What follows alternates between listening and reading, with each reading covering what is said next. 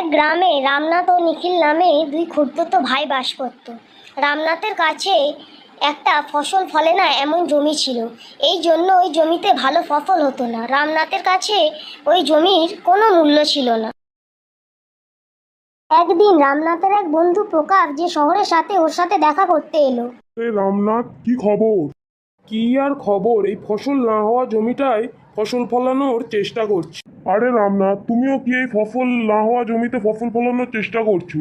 আমার সাথে শহরে চলো, ওখানে অনেক কাজ আর পয়সা আছে। তুমি একবার গিয়ে তো দেখো, শহরে গিয়ে তোমার অবস্থা সচ্ছল হয়ে যাবে। ও ঠিকই বলেছে, এই ফসল না হওয়া জমিতে ফসল ফলানোর খালি চেষ্টাই করে যাব। একবার শহরে যাই, তাহলে যদি আমার ভাগ্যটা খুলে যায় আর আমি একজন বড়লোক হয়ে যাই। প্রকাশ, তুই ঠিকই বলেছিস, এই গ্রামে এই জমিটা ছাড়া আর তো কিছু নেইও আমার। আর এই জমিটাকে কেউ কিনতেও চায় না। তখনই ওখান থেকে রামনাথের খুড়তুতো ভাই নিখিল যাচ্ছিল। ওকে দেখে রামনাথের মাথায় একটা বুদ্ধি এলো। রামনাথ নিখিলকে তার কাছে ডাকলো। নিখিল ভাই, আমি একটা অসুবিধায় আছি। এনাকে তো তুমি চেনোই, ইনি আমার শহরে বাস করা বন্ধু প্রকাশ। এর ইচ্ছে আমি শহরে গিয়ে কাজকর্ম করি। তুমি তো জানোই আমার কাছে এই ফসল না হওয়া জমি ছাড়া আর কিছুই নেই। আমি তো শহরে যাচ্ছি, আমার এই জমিটা আর কোনো কাজের নয়। কেননা এই জমিটাকে কেউ কিনতেও রাজি নয়। এই জন্য আমার কাছে এই জমিটা তো বেকার। তোমার কোনো কাজে আসে তো তুমি নিতে পারো। ঠিক আছে রামনাথ ভাই, তুমি আমার খুড়তুতো ভাই, তাই জমিটাকে পুরস্কার স্বরূপ রেখে দিচ্ছি। নিখিলকে জমিটা দিয়ে রামনাথ শহরে চলে যায়। নিখিল একজন খাটুনতে মানুষ ছিল। তার কাছে নিজের কোনো জমি ছিল না। গ্রামে সে কাজকর্ম করে পয়সা ইনকাম করত। এই জন্যে ওর বউ উমাকে বলল, শোনো, রাম ভাই তো শহরে থাকতে চলে গেছে, কিন্তু এই জমিটা তোমাকে দিয়ে গেছে। ওই জমিটা একটু চাষবাস করে দেখা যাক, দেখা যাবে হয়তো ফসল ফলে গেছে, তখন তোমাকে এখানে ওখানে কাজকর্ম করার দরকারও হবে না। কথাটা তো তুমি ঠিকই বলেছো উমা। আমি কালই জমিতে যাব আর পরিষ্কার করব। বাকিটা আমাদের ভাগ্য, যদি কিছু ফসল ফলে তো বিক্রি করে ঘর সংসার চালাবো। নিখিল ওই না ফসল ফলা জমিতে পরিষ্কারের কাজ শুরু করে দিল। সে জমিতে ধান গাছ লাগালো। কিছু দিন ধরে টানা ওই জমিতে ফসল ফলানোর জন্য কষ্ট করতে থাকলো। ওর জেদ ও কষ্টের ফল ও একদিন পেল। ওর জমিতে ধানে ভর্তি হয়ে গেল। প্রকাশ ওর পরিশ্রমে খুব খুশি ছিল আর ভাবছিল যত তাড়াতাড়ি পারে ফসল কেটে ভালো দামে বিক্রি করে দেবে। কিন্তু হঠাৎ একদিন রামনাথ শহর থেকে ফিরে এলো। আরে রামনাথ ভাই, আপনি কখন এলেন? এই আজ সকালেই ফিরে এলাম। এই শহরে ঠিকঠাক কাজ হয়নি, এই জন্যে নিজের গ্রামে ফিরে এলাম। আর এটা আমি কি দেখছি, আমার না ফসল ফলা জমিতে তো ধান ফলেছে। এটা কি করে সম্ভব হলো? চলো ঠিকই আছে, এই ধান যদি ভালো দামে বিক্রি হয়ে যায় তাহলে আমার কিছু লাভ হবে।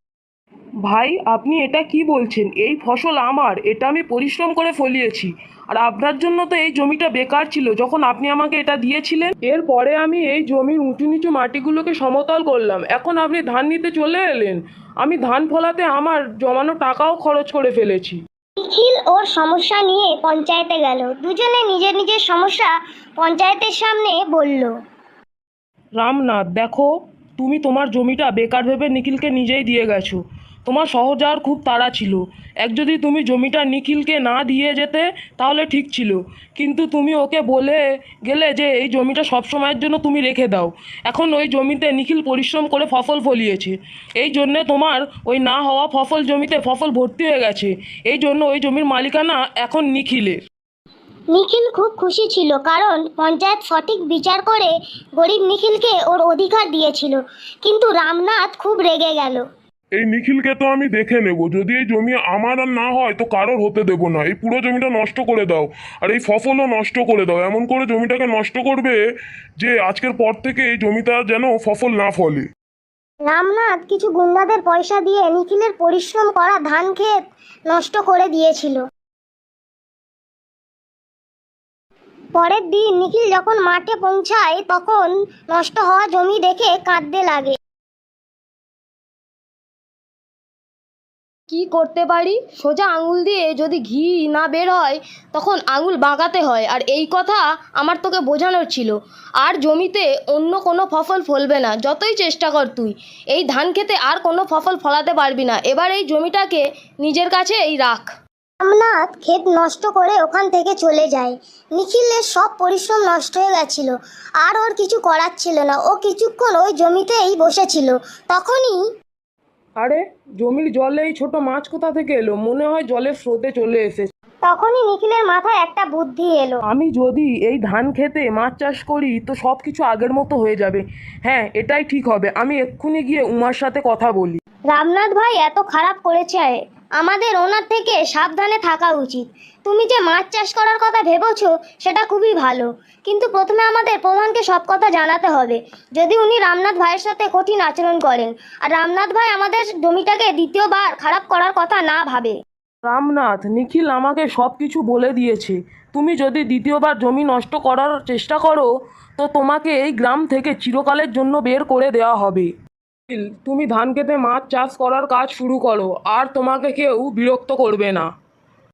নিখিল খুশি খুশি মাছ চাষ করার কাজ শুরু করে দেয়। এখন রামনাথ ওকে বিরক্ত করতো না, কারণ ও জানতো যদি ও একটুও কিছু করে ওকে গ্রাম থেকে বের করে দেওয়া হতো।